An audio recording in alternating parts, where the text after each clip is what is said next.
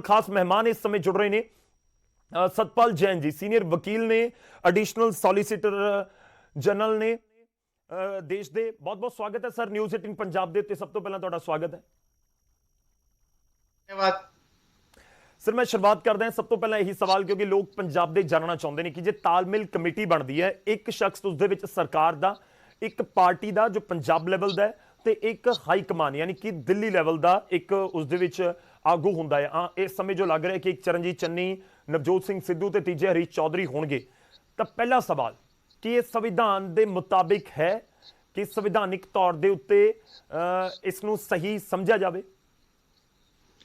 देखिए, भारत के संविधान के अनुसार चाहे वो राज्य की कैबिनेट है चाहे केंद्र की कैबिनेट है जी जो भी निर्णय लेने होते हैं नियुक्तियों को लेकर, चाहे वो एडवोकेट जनरल है चाहे बाकी सारे सरकारी काम हैं, वो केवल और केवल मुख्यमंत्री या उनकी कैबिनेट या उनके मंत्री करते हैं जी और जब वो शपथ लेते हैं तो शपथ में वो बात दोहराते हैं कि मेरे इस फलां मंत्री के नाते, मुख्यमंत्री के नाते अगर कोई बात, कोई फाइल, कोई जानकारी मेरे ध्यान में आएगी तो मैं सिर्फ उसके सिवा जब ऐसा करना अपने कर्तव्यों के निर्वहन के लिए आवश्यक ना हो मैं किसी दूसरे को डिस्क्लोज नहीं करूंगा, उसको नहीं बताऊंगा। मतलब यह है कि शपथ लेते समय मंत्री, मुख्यमंत्री ये शपथ लेता है कि जो सरकारी कागजात है, कामकाज है वो मैं स्वयं करूंगा, अपनी अंतरात्मा के अनुसार करूंगा, बिना राग द्वेष के करूंगा, बिना किसी के प्रति ना इलविल ना हेट्रेड। ये जो तालमेल कमेटी का जिक्र आ रहा है, तालमेल कमेटी बनाना जहां तक आम नीतियों का संबंध है जी सरकार की प्रो पॉलिसी होगी, सरकार लोगों की बात सुनेगी, उसमें तो वो उचित है, तालमेल कमेटी बन सकती है जी लेकिन जहां तक अंतिम निर्णय लेना है, अगर मैं मोर ज्यादा स्पेसिफिक कहूं, एडवोकेट जनरल कौन होगा, डीजीपी कौन होगा, चीफ सेक्रेटरी कौन होगा, सेक्रेटरी कौन होगा, इसका निर्णय कानून और संविधान के अनुसार केवल और केवल या संबंधित मंत्री या कैबिनेट या मुख्यमंत्री ले सकता है। कोई बाहर का व्यक्ति, वो चाहे पार्टी का अध्यक्ष हो, चाहे पार्टी के अंदर उसकी भी जिम्मेवारी हो, वो मंत्री को, मुख्यमंत्री को डिक्टेट नहीं कर सकता और अगर करता है तो यह संविधान की उल्लंघना है। और मंत्री और मुख्यमंत्री भी अगर ये जानकारी कि मेरे पास डीजीपी की फाइल आई है, इसमें 3 नाम आए हैं, आप बताओ मैं किसको लगाऊं, तो वो भी अपना जो शपथ ग्रहण किया उसकी भी उल्लंघना है, ऑफिशियल सीक्रेट एक्ट की भी उल्लंघना है। जी सर मैं अगर और आसान शब्दों में कहूं तो ये अनकॉन्स्टिट्यूशनल होगी अगर ऐसी कोई कमेटी बनाकर कोई फैसले किए जाते हैं कि गैर संवैधानिक होगी। कमेटी शायद गैर संवैधानिक ना हो, जी कमेटी तालमेल के लिए बन सकती है, लेकिन अगर कमेटी ये निर्णय करना शुरू करेगी कि आप मुख्यमंत्री जी इसको एडवोकेट जनरल बनाइए, मुख्यमंत्री जी इसको चीफ सेक्रेटरी बनाइए, मुख्यमंत्री जी इसको यहां बनाइए, वो सारे एक्शन जो है वो गैर संवैधानिक होंगे। आमतौर पर बैठ के पार्टियां चर्चा करती हैं कि भी क्या होना चाहिए, कैसे होना चाहिए। सर ये तो फिर ये भी हो गया कि कमेटी बन गई, कोई दिक्कत नहीं है, तो ऑफ द रिकॉर्ड बहुत कुछ होता होगा फिर तो कि फाइल सीधे तौर पर ना जाए, उसके ऊपर कोई हस्ताक्षर ना हो किसी और के जो सरकार के बाहर का है, लेकिन अगर डिस्कस किया जा रहा है किसी भी तरीके से उनको बुला के या फाइल भेजकर, फिर वो तो ऑफ द रिकॉर्ड ही रहेगा ना, वो पेपर्स में तो कहीं भी नहीं आएगा कि वो किसको भेजी गई, सरकार के या किसी पार्टी के अध्यक्ष को भेजी गई, फिर वो तो ऑफ द रिकॉर्ड रह जाएगा सारा कुछ।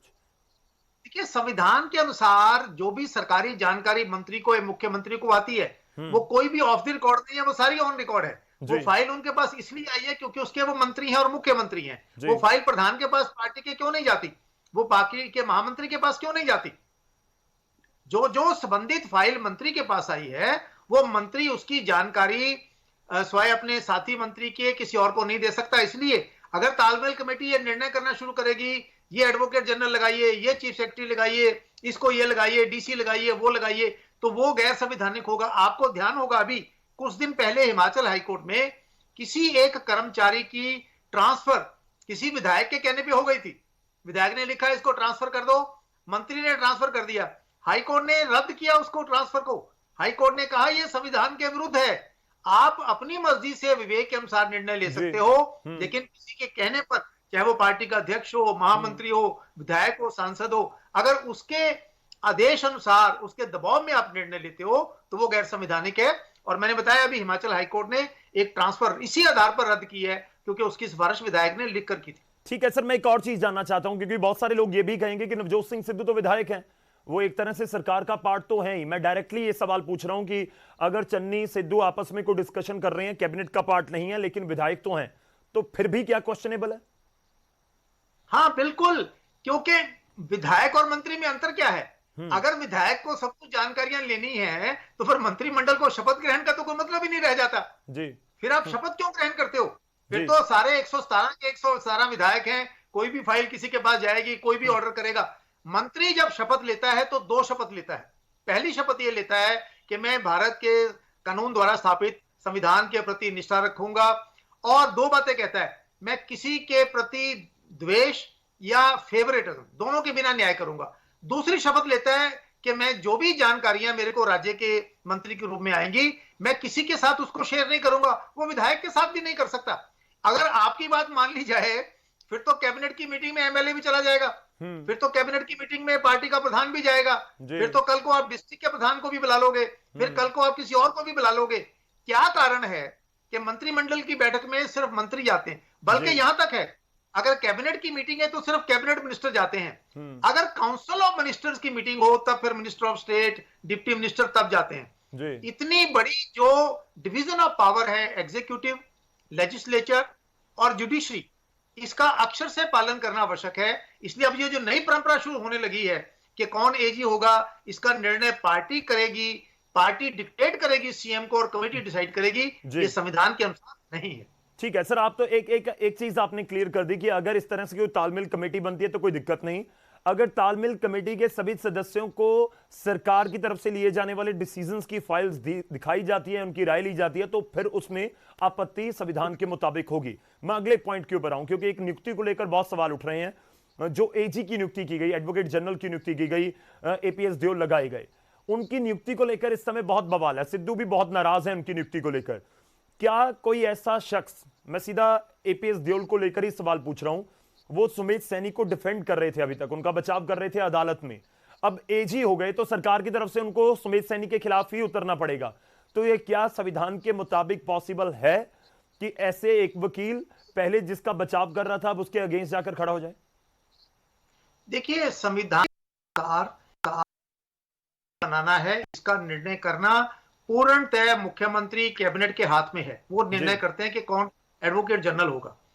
लेकिन मैं जो यहां, इसलिए देओल साहब को रखना या नहीं रखना ये पंजाब की कैबिनेट का निर्णय है, वो करेंगे। और मैं देओल साहब को जानता हूं, बहुत कॉम्पिटेंट वकील हैं, क्रिमिनल साइड में भी भले आदमी है, जेंटलमैन है। पर एक बात से मुझे बड़ी हैरानी हो रही है, वो ये हैरानी हो रही है कि आप ये कह रहे हो क्योंकि किसी वक्त वो किसी और के वकील रहे हैं इसलिए एडवोकेट जनरल नहीं हो सकते। मैं आपको एक नहीं 10 उदाहरण दे सकता हूं जहां कोई व्यक्ति अलग अलग लोगों की वकालत करता रहा है और बाद में वो किसी ना किसी सरकार का मंत्री बना है। मैं स्वयं हरचरण सिंह बराड़ कांग्रेस के मुख्यमंत्री थे, मैं उनका वकील रहा हूं हाईकोर्ट में। जी, जी। राम जेठमलानी अलग अलग लोगों के वकील रहे हैं, देओल साहब भी लोगों के वकील रहे हैं। सवाल यह है कि आपकी एडवोकेट जनरल की नियुक्ति में उनकी कॉम्पिटेंस जो है वो महत्वपूर्ण है। वो पहले किसके वकील रहे हैं, अगर ये आप देखना शुरू करोगे तो मुझे नहीं लगता कोई वकील आपको एक मिलेगा तो जिंदगी भर एक ही तरफ रहा हो, किसी और का लैंड ना हो जो सरकार के लिए अच्छा नहीं करती। हाँ, एक बंदिश होती है, आप अगर किसी के पहले क्लाइंट रहे के वकील रहे हैं, कोई आपका क्लाइंट रहा, तो जब उसका केस आता है व्यक्ति उस केस में दूसरे की पक्ष की तरफ से पेश नहीं हो सकता है। जैसे हाई कोर्ट के जज हैं, जज बनने से पहले वकील होते हैं, बहुत सारे केस वो लड़ते हैं। तो अगर किसी उस साइल का केस उनके सामने आ जाए, भी वो वकील रहे हैं, तो वो कह देते हैं कि क्योंकि मैं इनका पहले वकील रहा हूं तो मैं इनका केस नहीं सुनूंगा। ऐसे ही एडवोकेट जनरल अगर पहले किसी का वकील रहा है, वो सरकार के खिलाफ केस डालता है या उसी केस में, तो वो फिर उस केस में सरकार के या उसके पक्ष में पेश नहीं हो सकते। ये वेल सेटल्ड ट्रेडिशन है कोर्ट में, लॉयर्स में वेल सेटल्ड ट्रेडिशंस है और एक्सेप्टेड है। इसलिए मैं समझता हूं कि किसको रखना किसको नहीं रखना ये उनका निर्णय है। लेकिन मैं बड़ा हैरान होता हूं जब ये सवाल किया जाता है कि क्योंकि वो उनके वकील रहे हैं इसलिए वो नहीं हो सकते। मैं समझता हूं कि ये बहुत बड़ी जाती है वकीलों के साथ। वकील और डॉक्टर की कॉम्पिटेंस, उसकी योग्यता, उसकी प्रोफेशनल कॉम्पिटेंस पे होनी चाहिए। वो किन किन की का वकील रहा है ये महत्वपूर्ण नहीं है। एक डॉक्टर सबका इलाज करता है। कल को मुख्यमंत्री का अगर डॉक्टर बनाना है तो आप कहो जी ये तो विरोधी, मान लो चन्नी साहब का डॉक्टर अपॉइंट होना है तो आप कहो जी ये तो बादल साहब का भी डॉक्टर रहा है, ये तो बराड़ साहब का भी डॉक्टर रहा है। वकील और डॉक्टर की कॉम्पिटेंस की योग्यता के आधार पर होनी चाहिए। वो किसका वकील रहा है मुझे लगता है वो उतना महत्वपूर्ण नहीं है। चलिए शुक्रिया सर, धन्यवाद हमारे साथ जुड़ने के लिए, पूरी बातचीत के लिए।